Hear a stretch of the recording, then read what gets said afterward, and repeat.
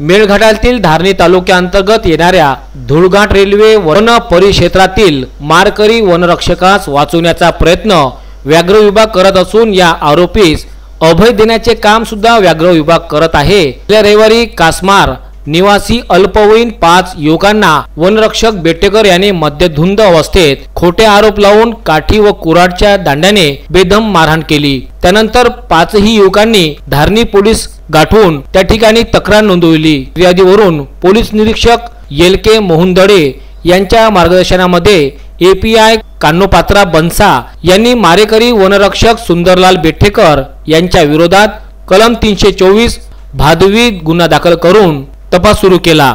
तर यामध्ये बीट जमादार प्रभाकर डोंगरे व अरविंद सरोदे हे फरार आरोपीचा कसून शोध घेत आहे। व्याघ्र विभागाच्या धुळघाट रेल्वे वन परिक्षेत्रातील सुंदरलाल बेटेकर यांनी आपल्या वरिष्ठांच्या सहकार्य व आशीर्वादाने विविध प्रकारचे भ्रष्टाचार केल्याचा आरोप काही गावकऱ्यांनी लावले असून बेटेकर यांनी मनरेगा अंतर्गत वृक्षारोपण, श्यामाप्रसाद मुखर्जी योजनेत गॅस सिलेंडर वाटप व इतर योजनेचा लाखोंचा भ्रष्टाचार केल्याची माहिती सूत्राकडून प्राप्त झाली आहे।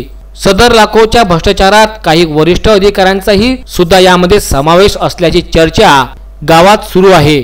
या प्रकरणामध्ये लवकरच सविस्तर खुलासा करण्याची माहिती ग्रामस्थांनी दिली आहे। विदर्भ न्यूज करिता धारणी येथून तस्मिन शेख यांचा हा वृत्तांत।